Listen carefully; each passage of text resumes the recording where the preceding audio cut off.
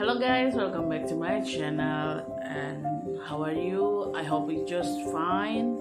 And first of all, I just want to say thank you for you guys who already subscribing me. And I hope you'll always support me so I can make more content that can be entertaining or educative for you guys.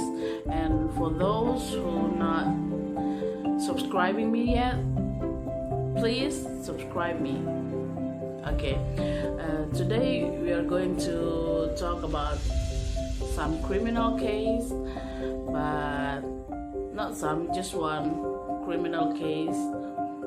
And I think this is the most horrible criminal case I ever read, because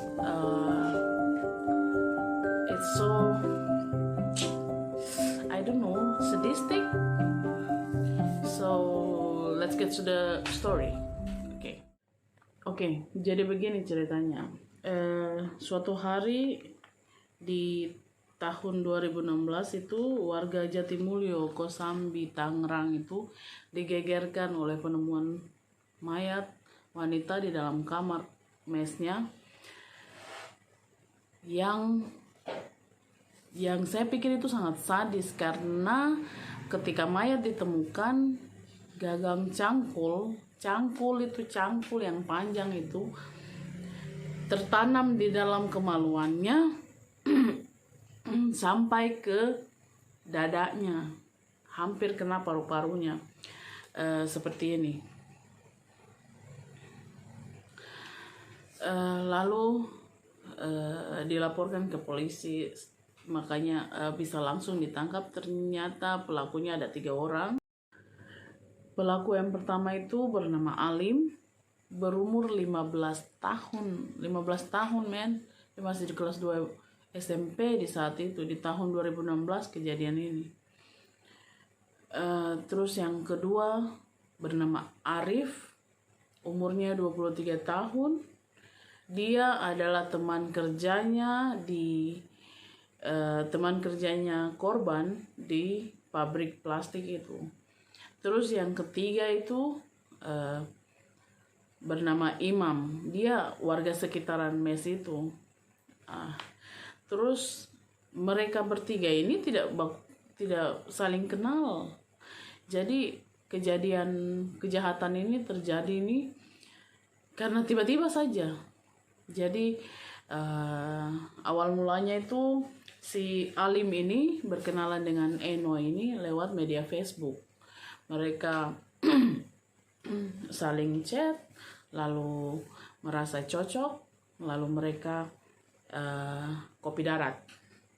Nah, awalnya kopi darat itu mereka maunya tapi maunya mereka itu keluar ke jalan-jalan bersama, mungkin di kafe atau apa.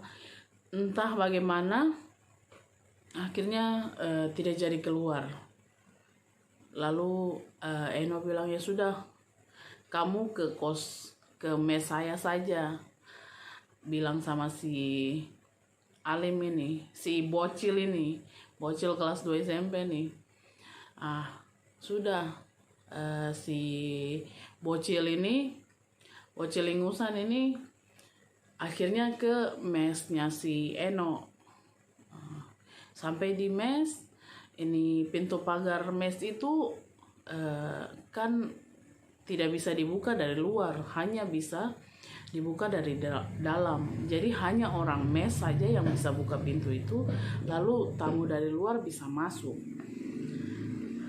Ternyata sampai di mes, si Alim ini langsung masuk aja, karena ternyata pintu mesnya itu sudah terbuka. Jadi dia menuju ke kamar si Eno yang di bagian belakang sana itu. Itu kamarnya si Eno. Lalu sudah sampai di dalam kamar, pas cuacanya mendukung untuk suasana setan keluar. Nah, jadi pas hujan akhirnya mereka di dalam kamar, mereka bercerita-cerita, tiba-tiba setan berada di tengah-tengah mereka.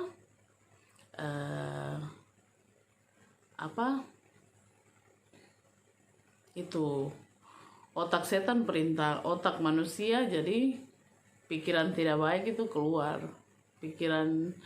Jadi setelah mereka bercerita, tidak lama kemudian mereka saling berciuman. Lalu si bocil ingusan ini minta untuk mantap-mantapan. Apa sih, bocil aja baru. Bocil masih ingusan juga, kelas 2 SMP baru otak. Kalau sepupu anak itu saya pukul sampai mampus. Bocil bodok ini minta untuk mantap-mantapan, tapi tidak mau. Si cewek ini tidak mau karena takutnya dia akan hamil. Jadi dia si bocil ini permisi untuk duduk di luar untuk ngerokok. Nah, bocil aja sudah ngerokok, mau mantap-mantapan. Sepupu anak betul itu saya pukul sampai tidak jadi. Terus begini, sampai di luar, pas lagi ngerokok, lagi santai nih ngerokok, mungkin karena saking jengkel karena ditolak.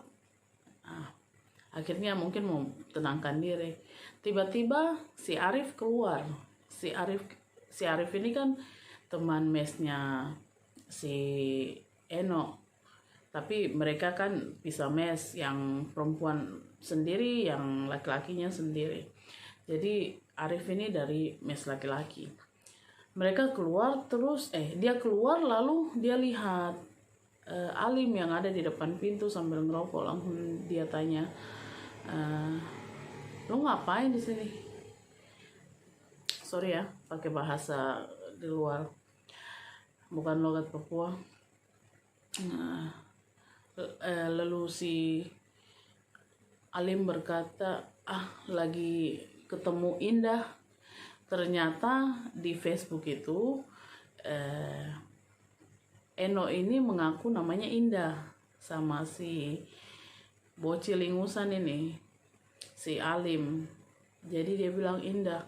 Nah, Arif ini yang tidak kenal yang namanya Indah di dalam mes itu, dia bilang, lah di sini tidak ada yang namanya Indah. Indah siapa? Indah. Tapi karena mereka kan baru kenal, si ini bocil dan si Eno, jadi mereka bilang Indah. Jadi si lagi saling baku bertanya itu, tiba-tiba si imam ini, si warga di sekitar situ, si imam ini datanglah ke tengah mereka berdua yang lagi ngobrol minta rokok. Terus karena dengar kata Indah, nama Indah, si imam ini kan warga sekitar situ dan dia tahu orang-orang di mes itu namanya siapa saja yang tinggal. Jadi dia bilang, tidak ada kok yang namanya Indah.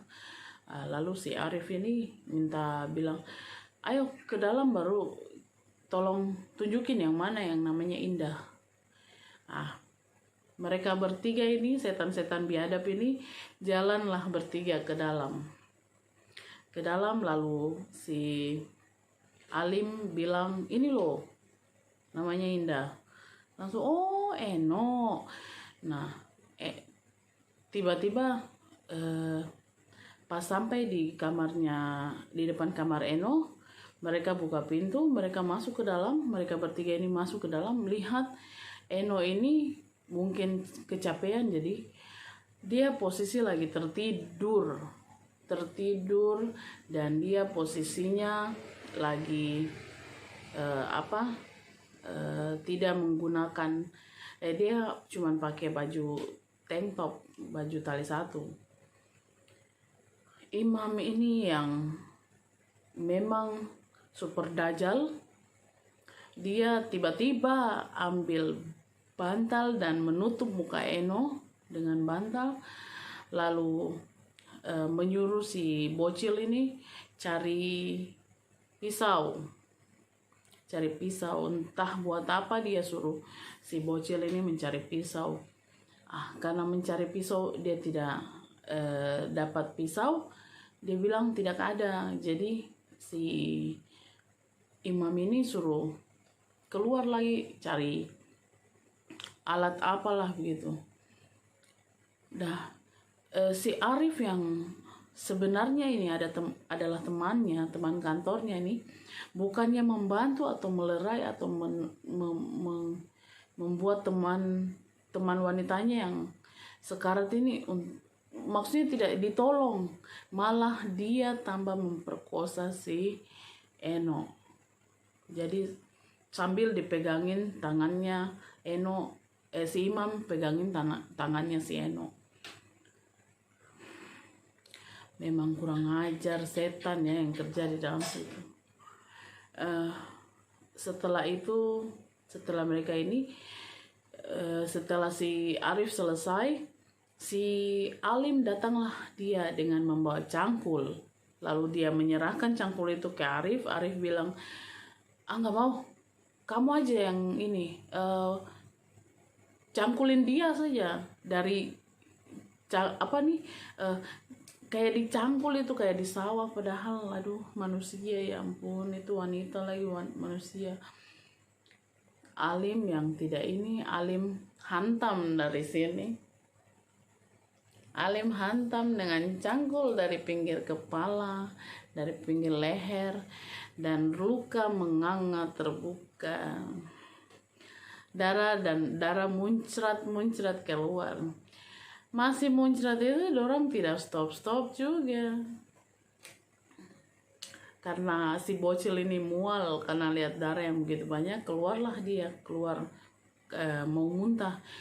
Tidak lama dia masuk kembali lagi, dan memang mungkin psikopat psikopat kalah juga atau memang psikopat mereka. Si Alim ini yang sudah lihat Eno ini berlumuran darah ini, bukannya bikin apa, tapi dia malah menyusu. Gila gak sih bocil ini? Maksudnya seumuran itu lu bisa pikiran kayak setan dajal, jahanam begitu. Tidak habis pikir ini orang-orang. Nah, karena begitu si imam ini mengambil cangkul lalu menancapkan ke si Arif, disuruh memegang kakinya sebelah. Lalu setelah kakinya menganga begitu, dimasukkan cangkul ke dalamnya. Sudah bukan hanya cangkul dimasukkan saja, dipaksa masukkan lagi, ditekan pakai kaki. Ya ampun, itu barang itu tembus sampai ke hampir ke dapat lehernya. Rasanya tuh saya yang ngilu bacanya. Kasihan. Dia punya orang tua, dia punya saudara-saudara ada. Kasihan sekali. Setelah itu mereka mengambil HP-nya, lalu cuci tangan, selesai karena bekas darah, dan kunci pintu. Lalu mereka pergi semua. Pintu yang setelah mereka kunci itu, kuncinya mereka buang lewat ventilasi udara dan tinggal di dalam. Nah, sampai besoknya baru ditemukan mayatnya itu ada di dalam kamar dengan posisi masih ada cangkul di dalam kemaluannya. Foto-fotonya agak sedikit mungkin sensitif. Kalau memang tidak kuat, tidak usah dilihat. Foto-fotonya ini agak sensitif, jadi kalau tidak kuat untuk lihat, ya tidak usah dilihat. Tapi bagi saya itu jadi pembelajaran sendiri, karena bagaimana caranya kita mengajarkan dan memberi batasan buat anak kita supaya jangan bergaul yang seperti dengan orang-orang seperti itu. Nah, usut punya usut, ternyata si imam ini yang pertama kali tutup Eno punya muka dengan bantal itu, ternyata dia menyukai Eno hanya lewat SMS. Dia pernah menyatakan cinta kepada Eno lewat SMS, tapi Eno tidak pernah gubris gitu. Jadi ya, saya rasa ini sangat sadis karena gagang cangkul tuh besar begini kah? Bisa lah besar begini. Bayangkan saja dan itu bukan bulat yang masuk, dia ada ujungnya yang kayak kotak gitu. Tidak habis pikir ini memang. Dan mereka dihukum penjara semua. Untuk hukumannya sebenarnya bagusnya seumur hidup, tapi ya intinya mereka sudah di penjara supaya mereka bisa merenungkan. Tapi saya rasa itu mereka psikopat, jadi tidak mungkin orang merenungkan itu apa yang orang buat. Orang sudah terlanjur buat lagi, dari posisinya macam tidak rasa. Masa itu manusia bisa dicangkul itu pakai di tanaman sana, di kebun sana. Masa cangkul kepalanya perempuan, lehernya perempuan. Itu kan berarti psikopat yang seperti itu. Oke guys, sampai di sini ceritanya. Kalau memang kalian punya cerita-cerita unik juga, boleh ditambahkan di kolom komentar. Dan saya terima semua saran, kritik, silakan masukkan di kolom komentar. Dan juga pesan saya, ajari anak kita untuk, apalagi anak-anak yang sudah mulai remaja, untuk berteman dengan orang-orang yang baik, supaya mereka menjadi baik. Dan coba memberi batasan untuk mereka bermain media sosial atau HP atau ya gadget. Saya juga sebenarnya mengalami kesusahan mengatur anak saya cuman untuknya dia masih SD, jadi kalau dia sudah mulai masuk SMP itu memang saya akan lebih keras lagi.